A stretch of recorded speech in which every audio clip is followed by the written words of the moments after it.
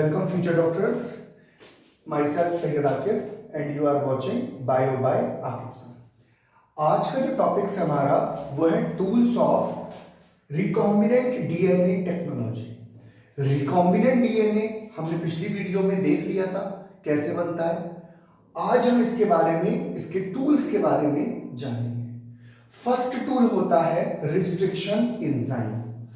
आपको मालूम है आपके पास जीन ऑफ इंटरेस्ट होता है। इस जीन ऑफ इंटरेस्ट को हम अगर कट करेंगे तो उसके लिए हमें एंजाइम्स की नीड है और वो एंजाइम्स होते हैं रिस्ट्रिक्शन एंजाइम्स। इनके बारे में अभी आगे डिटेल में पढ़ते हैं। तो रिस्ट्रिक्शन एंजाइम डीएनए को कट करता है, चाहे वो जीन ऑफ इंटरेस्ट का डीएनए हो या फिर प्लास्मिड डीएनए हो। सेकंड आता है पॉलीमरेज एंजाइम। ये पॉलीमरेज एंजाइम आपका मल्टीप्लाई कर रहा है। इसका एग्जांपल है डीएनए पॉलीमरेज फर्स्ट। आपके डीएनए को पॉलीमरेज करने के लिए पॉलीमरेज एंजाइम का यूज करते हैं। थर्ड आता है लाइगेज। लाइगेज का काम होता है डीएनए को चिपकाने का, डीएनए को ज्वाइन कराने का। लाइगेज हमें T4 बैक्टीरियोफेज जो कि एक वायरस है उससे मिलता है। इसे T4 लाइगेज भी कह सकते हैं। एक और होता है इसके बाद नेक्स्ट वेक्टर। वेक्टर आप इस तरह से समझो कि कोई पैथोजन है, मक्खी होती, फ्लाइस है, मॉस्किटो है, वो उस पैथोजन को हमारे अंदर इंजेक्ट करता है। मींस कि वो वेक्टर का काम करता है। तो यहां पे भी हमारा जो जीन ऑफ इंटरेस्ट है उसके लिए हमें एक वेक्टर की जरूरत है। वो वेक्टर उस जीन ऑफ इंटरेस्ट को हमारे होस्ट के अंदर इंजेक्ट करेगा। और लास्ट में ये होस्ट ऑर्गेनिज्म आता है जिसकी हमें नीड रहती है, जिसके अंदर जीन ऑफ इंटरेस्ट हमें इंजेक्ट कराना होता है। तो ये सारे tools of recombinant DNA technology हो गए। रिस्ट्रिक्शन एंजाइम डीएनए को कट करना, पॉलीमरेज एंजाइम डीएनए को मल्टीप्लाई करना, इसके लिए डीएनए पॉलीमरेज फर्स्ट का यूज करेंगे। लाइगेज डीएनए को ज्वाइन कराना आपस में, जैसे यहां जीन ऑफ इंटरेस्ट को प्लास्मिड डीएनए के साथ ज्वाइन जो किया जाता है वो लाइगेज की हेल्प से किया जाता है। नेक्स्ट है वेक्टर। वेक्टर एक वेक्टर जो होता है वो हमारे जीन ऑफ इंटरेस्ट को लेता है और उसे होस्ट तक पास कराता है। लास्ट है होस्ट ऑर्गेनिज्म जिसमें जीन ऑफ इंटरेस्ट हमारा इंजेक्ट होगा। इसके बाद देखिए हमारा जो टॉपिक है वो है रिस्ट्रिक्शन एंजाइम्स। तो ये हमारा फर्स्ट टूल है। रिस्ट्रिक्शन एंजाइम्स को सबसे पहले यहां पे साइंटिस्ट आए थे अर्बर, उसके बाद आए थे नेथन। 1963 में अर्बर और नेथन, हालांकि इनका नाम एक साथ ले रहा हूं, हालांकि इनमें क्या थे, आपस में डिफरेंशिएट थे, अलग अलग इन्होंने बताया था। लेकिन इन्होंने देखा क्या, इन्होंने देखा कि टू एंजाइम्स हैं जो बैक्टीरियोफाज, जो एक वायरस होता है जो अटैक करता है बैक्टीरिया पे, ई कोलाई पे। तो इस ई कोलाई के अंदर टू एंजाइम्स हैं जो इसको बचा रहा है बैक्टीरियोफाज को। मतलब आप इस तरह से समझें कि आपके पास एक वायरस है बैक्टीरियोफाज। ये बैक्टीरियोफाज अटैक करता है एक बैक्टीरिया पे जिसका नाम है ई कोलाई। तो किसी ई कोलाई के अंदर कुछ एंजाइम्स होते हैं जो उसे बैक्टीरियोफाज से बचाते हैं। तो जब इन्होंने देखा आर्बर और नेथन ने कि वो एंजाइम्स कौन से हैं जो इसको बैक्टीरियोफाज से बचा रहे हैं, तो इन्होंने पाया कि ई कोलाई के अंदर एक एंजाइम होता है मिथाइलेज। इस एंजाइम का काम होता है मिथाइल ग्रुप को ऐड करना। और एक दूसरा एंजाइम होता है जिसे रिस्ट्रिक्शन एंडोन्यूक्लियस कहते हैं। ये जो एंडोन्यूक्लियस था वो इस बैक्टीरियोफाज के डबल स्ट्रैंडेड डीएनए को बीच में से कट कर देता था। तो जब ये डबल स्ट्रैंडेड डीएनए को कट कर रहा है तो बेटा ये क्या कर रहा है, डबल स्ट्रैंडेड डीएनए को बीच से काट दे रहा है, तो बैक्टीरियोफाज ई कोलाई को नुकसान नहीं पहुंचा पाएगा। लेकिन होता क्या है, होता यह है कि कभी कभी ये ई कोलाई का डीएनए एंडोन्यूक्लियस अपना भी, रिस्ट्रिक्शन एंजाइम एंडोन्यूक्लियस अपना भी डीएनए को कट कर देता है। उस केस में इसके पास मिथाइलेस होता है और ये मिथाइलेस मिथाइल ग्रुप ऐड करता है ए और सी पोजीशन पे, एडेनाइन पे और साइटोसाइन पे। तो जब मिथाइलेस ऐड हो जाएगा तो अपना डीएनए अगर कट भी गया तो दोबारा ज्वाइन हो जाएगा। लेकिन ये जो आपका बैक्टीरियोफाज है, इसके पास नॉन मिथाइलेटेड डीएनए होता है, मतलब कि इसमें मिथाइल ग्रुप ऐड नहीं हो सकता। तो इसीलिए मिथाइल ग्रुप सिर्फ ई कोलाई के डीएनए पे ऐड होगा अगर वो डीएनए कट हो गए हैं। एक बार फिर से समझो बच्चों, अर्बर और नेथन ने 1963 में ये देखा कि एक वायरस होता है, वायरस का नाम है बैक्टीरियोफाज। ये वायरस ई कोलाई बैक्टीरिया पे अटैक करता है, लेकिन कुछ ई कोलाई बैक्टीरिया इससे बचने के लिए 2 एंजाइम सिक्रीट करते हैं। एक एंजाइम होता है मिथाइलेस, जो मिथाइल ग्रुप को ऐड करता है एडेनाइन और साइटोसिन पोजीशन पे, और दूसरा एंजाइम होता है रिस्ट्रिक्शन एंडोन्यूक्लियस, ये डीएनए को कट करता है। तो जब भी बैक्टीरियोफाज आएगा, इसके डीएनए को ये रिस्ट्रिक्शन एंडोन्यूक्लियस कट कर देगा और ये इसका डीएनए आपका बैक्टीरियोफाज का नॉन मिथाइलेटेड होता है, इसीलिए ये मिथाइलेस एंजाइम उस डीएनए को ज्वाइन नहीं करता। सिर्फ अपना डीएनए, अगर ई कोलाई का डीएनए कट हो गया है तो वो मिथाइल ग्रुप देके उसे दोबारा ज्वाइन कर लेगा। ये इस तरह की प्रोसेस होती है। लेकिन बाद में एक और साइंटिस्ट आए जिनका नाम था हैमिल्टन स्मिथ। इन्होंने रिसर्च करी तो ये पाया कि रिस्ट्रिक्शन एंजाइम्स भी डिफरेंट टाइप्स के होते हैं। ये जो एंडोन्यूक्लियस है, जो मिथाइल ग्रुप को भी ऐड कर रहा है और डीएनए को कट कर रहा है, इसे एंडोन्यूक्लियस फर्स्ट माना गया। और इन्होंने जो डिस्कवर किया वो एंडोन्यूक्लियस सेकंड करा। इसका मतलब कि अब एंडोन्यूक्लियस एंजाइम भी 2 हो गए, एक फर्स्ट जो आर्बर ने बताया था और एक सेकंड जो स्मिथ बता रहे हैं। दोनों में डिफरेंस ये होता है कि जो फर्स्ट वाला एंडोन्यूक्लियस एंजाइम था, इसे एटीपी की जरूरत पड़ती है। I repeat my point, ATP की नीड होती है। अगर आप कल्चरल ट्यूब में या लैब में इसको कराओगे तो वहां एटीपी कैसे दोगे, एटीपी कहां से लाओगे? और ये जो सेकंड एंडोन्यूक्लियस है, इससे एटीपी की नीड नहीं है और इसके पास मिथाइल ग्रुप भी नहीं होता जो डीएनए को काटने के बाद ज्वाइन कर सके। तो यहां पे ना एटीपी की रिक्वायरमेंट है, ना डीएनए कट करने के बाद ज्वाइन होंगे, और इन्हें सिर्फ मैग्नीशियम आयन चाहिए होता है। तो इसीलिए जो यूज किया गया आगे, वो रिस्ट्रिक्शन एंडोन्यूक्लियस सेकंड यूज किया गया। अब आगे हम देखेंगे कि एंडोन्यूक्लियस कौन सा फर्स्ट डिस्कवर हुआ है। देखो बच्चों, इसके बाद हमारा है फर्स्ट रिस्ट्रिक्शन एंडोन्यूक्लियस। जो फर्स्ट रिस्ट्रिक्शन एंडोन्यूक्लियस डिस्कवर हुआ उसका नाम था हिंद सेकंड। इस हिंद सेकंड को जो डिस्कवर किया है वो स्मिथ ने करा है, हैमिल्टन स्मिथ। लेकिन इसको कैरेक्टराइज जो किया गया, इसको जो पहचान मिली वो 5 इयर्स लेटर मिली। हिंद सेकंड की फुल फॉर्म है हीमोफिलस इन्फ्लुएंजा। याद है ये हीमोफिलस इन्फ्लुएंजा क्या है? ये वो बैक्टीरिया है जो निमोनिया कॉज करता है। हीमोफिलस इन्फ्लुएंजा, स्ट्रेप्टोकोकस निमोनिया और हीमोफिलस इन्फ्लुएंजा, ये वो बैक्टीरिया है जो निमोनिया को कॉज करता है। तो ये हमारा पहला रिस्ट्रिक्शन एंडोन्यूक्लियस था।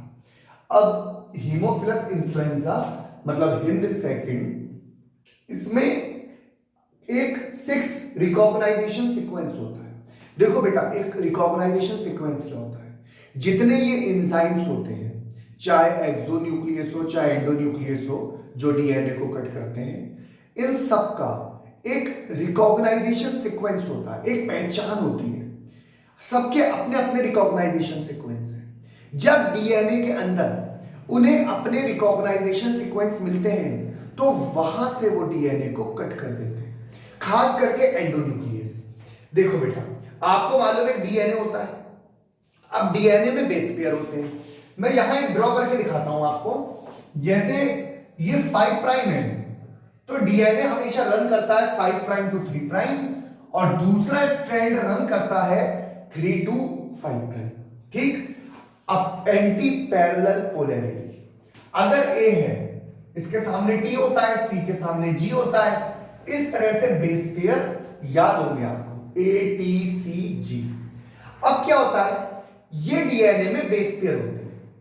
जब इनको अपने बेस पेयर मिल जाते हैं तो वहां से ये डीएनए को कट कर देते हैं, और इनके बेस पेयर को हम रिकॉग्नाइजेशन सीक्वेंस कहते हैं, जहां से ये बेस पेयर को कट करेंगे। इनका जो रिकॉग्नाइजेशन सीक्वेंस होता है वो 6 बेस पेयर का होता है। ये 5 प्राइम है डीएनए का, ये रन हो रहा है स्ट्रैंड 3 प्राइम तक, और ये 3 प्राइम है डीएनए का जो रन हो रहा है 5 प्राइम तक।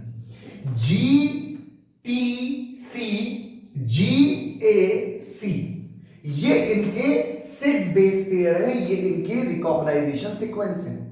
तो इसका अपोजिट देखो, यहां सी ए जी सी टी जी, ये इनका अपोजिट है। अब यहां पे ये क्या करेगा, हिंद सेकंड इस बेस पेयर को मिडिल में से, बीच में से कट करेगा। जब ये इस बेस पेयर को बीच में से कट कर देगा तो इस बेस पेयर के आपको मालूम है डिफरेंट डिफरेंट पार्ट्स हो जाएंगे। लेकिन एक नुकसान है, जब बीच में से बेस पेयर कट होता है तो इसे कहते हैं ब्लंट एंड। तब आपको कोई फायदा नहीं होता, क्योंकि इसमें फ्री स्पेस नहीं है, इसमें अनपेयर्ड बेस पेयर नहीं है, तो आपको इससे कोई फायदा नहीं होगा। लेकिन मैं एक और एग्जांपल आपको बता रहा हूं जो एनसीईआरटी में है, वो है आपका इको R1 का। इको R1 भी एक रिस्ट्रिक्शन एंडोन्यूक्लियस है जो डीएनए को बीच में से काट देता है। इसका जो बेस पेयर होता है, इसका जो रिकॉग्नाइजेशन सीक्वेंस होता है, वो GAATTC होता है, और ये काटता है G और A के बीच में से, लाइक दिस, ये अलग कर देगा। तो ये वाला पोर्शन अलग हो गया और ये वाला पोर्शन अलग हो गया। अब जब ये कट गए दोनों, तो आप देखो G और G के नीचे C, TTAA, तो यहां पे ये जो अनपेयर्ड बेस पेयर हैं, इन्हें स्टिकी एंड कहा जाता है, और अगर ये पेयर्ड होते इसकी तरह तो ये ब्लंट एंड होते। हमारे लिए यूजफुल स्टिकी एंड्स होते हैं। उसके बाद आज के टाइम में 900 more than 900 restriction enzymes were found. 900 से ज्यादा रिस्ट्रिक्शन एंजाइम्स हमारे पास है।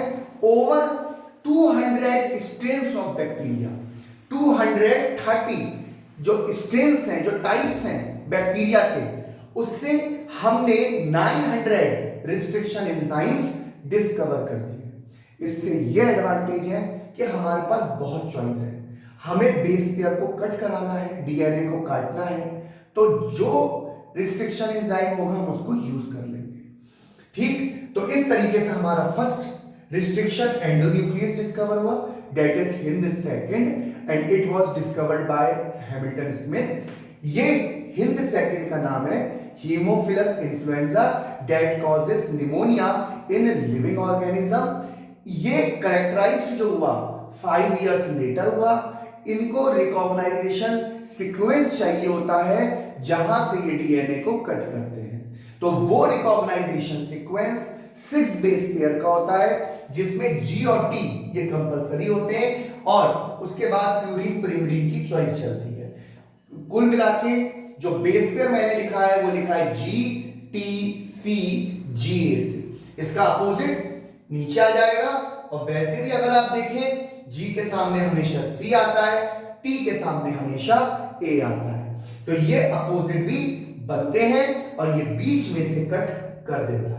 बीच में से अगर कट होंगे तो अनपेयर्ड नहीं होगा, मतलब ब्लंट एंड्स होंगे और हमें चाहिए स्टिकी एंड्स। तो जो इको R1 है उसका रिकॉग्नाइजेशन सीक्वेंस देख लेना, जी ए ए टी टी सी, और ये जी और ए के बीच में से कट करेगा तो ये अनपेयर्ड स्ट्रैंड्स हमें मिलेंगे, अनपेयर्ड बेस जो हमारे दूसरे जीन ऑफ इंटरेस्ट के साथ या वेक्टर के साथ ज्वाइन हो सकते हैं। तो ये स्टिकी एंड्स हो गए और जो बीच में से कट हुआ वो हमारा ब्लंट एंड्स हो गए। आज 900 से ज्यादा रिस्ट्रिक्शन एंजाइम्स हमारे पास हैं जो हमने पाए हैं 230 स्ट्रेन्स ऑफ बैक्टीरिया से। यहां पे बेटा मैं आपको दो बातें बता दूं। यहां पे एक एंजाइम होता है nucleus is. Nucleus is is the enzyme that is responsible for the breakdown of nucleic acid. यहां पे जो एंजाइम है वो न्यूक्लियसिस है जो डीएनए को कट करता है, इससे डीएनए की कटिंग होती है। अब nucleases are of two type, one is the exonucleases, ये डीएनए की कटिंग करेगा साइड से। Second one is the endonucleases, जो ये एक्सोन्यूक्लियस है। यहां देखिए मैंने डीएनए का स्ट्रैंड बनाया, one is from 5 prime to 3 prime, second strand is from 3 prime to 5 prime. यहां पे जो डीएनए आपका काटा जाता है वो जनरली 5 प्राइम से कट कर दिया जाता है। 5 प्राइम पे आपको मालूम है फॉस्फोडाइस्टर लिंकेज और फॉस्फोएस्टर लिंकेज होती है जिसे ये काट देते हैं। तो अगर हमारा जीन ऑफ इंटरेस्ट सेंटर में है तो हमें तो प्रॉब्लम हो जाएगी। क्यों प्रॉब्लम होगी? क्योंकि ये जो डीएनए को की कटिंग कर रहे हैं ये साइड से कर रहे हैं, 5 प्राइम से कर रहे हैं और हमारा जीन ऑफ इंटरेस्ट है सेंटर में। तो इसके लिए हम बेसिकली मोस्टली यूज कर रहे हैं एंडोन्यूक्लियस को। एंडोन्यूक्लियस जो डीएनए को कट करता है, कटिंग करता है और ये डीएनए की कटिंग सेंटर से करता है, बीच से करता है और उसके लिए इसको जरूरत पड़ती है रिकॉग्नाइजेशन सीक्वेंस। अगर इन्हें अपने रिकॉग्नाइजेशन सीक्वेंस मिल जाएंगे तो वहां से ये डीएनए को कटिंग कर देंगे। लेकिन एक्सोन्यूक्लियस के साथ ये प्रॉब्लम है, ये डीएनए की कटिंग सिर्फ 5 प्राइम से कर रहा है, फॉस्फोईस्टर बॉन्ड को ब्रेक कर रहे हैं। तो हम बेसिकली एंडोन्यूक्लियस का यूज करेंगे।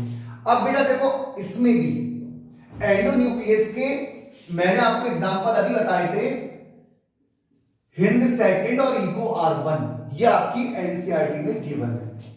तो इसका सबसे पहले हम लोग नॉमेनक्लेचर देख लेते हैं। नॉमेनक्लेचर देखिए, ई डिनोट्स फॉर जीनस। ई किसको रिप्रेजेंट कर रहा है? ई रिप्रेजेंट कर रहा है जीनस को और ई का फुल फॉर्म है एस्कर्चिया। ठीक है, एस्कर्चिया। ये ई जीनस को रिप्रेजेंट कर रहा है, मतलब फर्स्ट वर्ड, ये first word represent the genus और नाम क्या है जीनस का? Escherichia. Second and third word represent species और ये स्पीसीज को रिप्रेजेंट कर रहे हैं, स्पीसीज इज द कोलाई। तो नाम बना Escherichia coli. First word represent the genus, second and third word represent the species. ये जो उसके बाद आर लिखा है ये स्ट्रेन है, इसका फुल फॉर्म है RY13। ठीक है, तो ये जो फोर्थ वर्ड है ये रिप्रेजेंट करता है स्ट्रेन को, और स्ट्रेन का फुल नेम है RY13। आपको मालूम है एस्कर्चिया कोलाई एक बैक्टीरिया है, इसके बैक्टीरिया के कई सारे स्ट्रेन्स होते हैं, ठीक है। जैसे कोरोना वायरस आ रहा है, उसके कितने कितने स्ट्रेन्स आते जा रहे हैं। Like that E coli is also a bacteria that have different type of strains. तो यहां पे जो स्ट्रेन है वो है RY13, और लास्ट जो ये रोमन नंबर लिखा है, ये जो रोमन नंबर है, रोमन नंबर फर्स्ट, इसका जो मीनिंग है वो है कि कौन सा जो ऑर्डर था उस स्ट्रेन का। तो ये रोमन नंबर इंडिकेट करता है order of sequence, order of strain या ऑर्डर ऑफ सीक्वेंस जहां से वो स्ट्रेन लिया गया है। जैसे फॉर एग्जांपल पहली स्ट्रेन है, दूसरी स्ट्रेन है, पांचवी स्ट्रेन है, 100th स्ट्रेन है, तो उस स्ट्रेन का ऑर्डर कौन सा है, उस ऑर्डर को रिप्रेजेंट करता है ये रोमन नंबर। तो ये हो गया हमारा नॉमेनक्लेचर। रिस्ट्रिक्शन एंजाइम्स को नॉमेनक्लेचर किया जाता है। फर्स्ट वर्ड यूज होता है for the genus, second and third word represent the species, fourth word represent the strain, and the Roman number indicates the order in which the particular strain were isolated from the bacteria। यहां तक clear है। E को R1 में E एस्कर्चिया, CO coli मतलब species, एस्कर्चिया बोले तो genus, R बोले तो स्ट्रेन, इसकी फुल फॉर्म है RY13, और रोमन नंबर इंडिकेट करेगा वो ऑर्डर जहां से इस स्ट्रेन को आइसोलेट किया गया है। यहां तक आपको क्लियर है बच्चों। इसके बाद हम जानते हैं पैलिंड्रोम सीक्वेंस के बारे में। देखिए बेटा, ये हमारा पैलिंड्रोमिक सीक्वेंस है। पैलिंड्रोम का मतलब क्या होता है? अपोजिट। जैसे मलयालम MALYALAM, मलयालम का अपोजिट क्या होगा बेटा? मलयालम होगा। नितिन का अपोजिट क्या होगा? नितिन होगा। तो मलयालम का अपोजिट मलयालम, नितिन का अपोजिट नितिन। यही सीक्वेंस पैलिंड्रोमिक सीक्वेंस है कि जो हमारे बेस पेयर होते हैं इसमें 4 to 8 बेस पेयर आते हैं, और ये 4 to 8 बेस पेयर हमारे रिकॉग्नाइजेशन सीक्वेंस हैं। ये पहचानते हैं कि डीएनए की कटिंग कहां से करनी है। आप अभी तक यही तो पढ़ के आ रहे हो कि डीएनए को कटिंग की जाती है, रिस्ट्रिक्शन एंजाइम से डीएनए को कट कर देते हैं। तो बेटा कटिंग करने के लिए रिकॉग्नाइजेशन सीक्वेंस चाहिए, और वो फॉलो कर रहा है पैलिंड्रोम सीक्वेंस को। तो देखिए, ये इको R1 का रिकॉग्नाइजेशन सीक्वेंस है, GAATTC। अब इसका पैलिंड्रोम सीक्वेंस कैसे बनेगा? देखो बेटा, यहां C है तो इधर C आ गया, T इधर आ गया, TAAG बन गया। तो ये कौन सा सीक्वेंस है? Palindromic sequence. और आप अगर अपोजिट देखें तब भी बेस पेयर करेक्ट लगे, क्योंकि G के सामने C आता है, A के सामने T आता है। तो ये पैलिंड्रोम सीक्वेंस हो गए। अब एनसीईआरटी में एक डायग्राम बनाया आपका, वहां पे आपको ये बताया है कि वेक्टर डीएनए और फॉरेन डीएनए को एक ही रिस्ट्रिक्शन एंजाइम से कटिंग करते हैं। वहां पे इको R1 से कटिंग की गई है वेक्टर डीएनए जो प्लास्मिड डीएनए था, और वहीं पे जो फॉरेन डीएनए है, जो जीन ऑफ इंटरेस्ट है, उसे भी सेम रिस्ट्रिक्शन एंजाइम से कटिंग किया गया है। तो यहां पे भी देखिए बेस पेयर वही है GAATTC, क्योंकि ये इसका रिकॉग्नाइजेशन सीक्वेंस है। तो ये आपको मालूम है कि G और A के बीच से कटिंग करता है, और यहां पे भी G और A के बीच से कटिंग होगी। तो जब यहां पे कटिंग की गई तो आप देखिए ये अलग हो गए, अनपेयर्ड हो गए। नंबर 1 पे देखिए, ये वेक्टर डीएनए है, that is your plasmid DNA. ये फॉरेन डीएनए है, एलियन डीएनए है, जीन ऑफ इंटरेस्ट है, डिजायरेबल डीएनए है जो हमें चाहिए। इन दोनों के पास, इन्हें दोनों को एक ही रिस्ट्रिक्शन एंजाइम से कटिंग किया जा रहा है, इको आर1 से। और जब ये कटिंग हुई तो बेटा यहां आप देखो, ये बी से कटिंग होने के बाद ये देखिए नीचे, ये जी और ए से जब कटिंग हो गई तो ये अनपेयर्ड बेस दिख रहे हैं नीचे, और यहां अनपेयर्ड बेस दिख रहे हैं ऊपर। क्यों ना हम दोनों अनपेयर्ड बेस को जोड़ दें, नीचे वाले अनपेयर्ड बेस को ऊपर वाले अनपेयर्ड बेस को जोड़ दिया जाएगा। तो यहां पे देखिए, दोनों को जब जोड़ दिया तो बन गया रिकॉम्बिनेंट डीएनए। अभी तक जो मैं आपको पढ़ा रहा था कि जैसे प्लाज्मिड डीएनए लेते हैं, जीन ऑफ इंटरेस्ट लेते हैं, यहां से कटिंग की जाएगी और इसके साथ जोड़ दिया जाएगा। तो ये सेम प्रोसेस ये, तो यहां पे रिकॉम्बिनेंट डीएनए बना दिया। अब यहां पे बुक में एक और डायग्राम है कि हमने ये प्लाज्मिड डीएनए लिया, ये हमारा जीन ऑफ इंटरेस्ट है, दोनों को ज्वाइन कराया और रिकॉम्बिनेंट डीएनए बनाया। ठीक है, रिकॉम्बिनेंट डीएनए को आप किसी बैक्टीरिया में डाल दो जिसे कहोगे जीन ट्रांसफर, और उसके बाद वो बैक्टीरिया डिवाइड होता जाएगा जिसको आप बोलोगे जीन क्लोनिंग। यहां तक मैं समझता हूं सारे कॉन्सेप्ट तुम्हारे क्लियर होंगे। ठीक, अब बेटा इसके आगे देखते हैं क्या होता है। इसके आगे देखिए, हम लोग अपना फर्स्ट रिकॉम्बिनेंट डीएनए जो हमारा आर्टिफिशियल रिकॉम्बिनेंट डीएनए है उसको देखते हैं, और हम इसके आगे अपना जो हमारा आर्टिफिशियल रिकॉम्बिनेंट डीएनए है उसमें क्या क्या कैरेक्टरिस्टिक होना चाहिए इसको देखेंगे। और जो भी हम इस वीडियो में हमारा यहां तक होगा, इसके आगे की डिटेल हम अपने थर्ड लेक्चर में स्टार्ट करेंगे।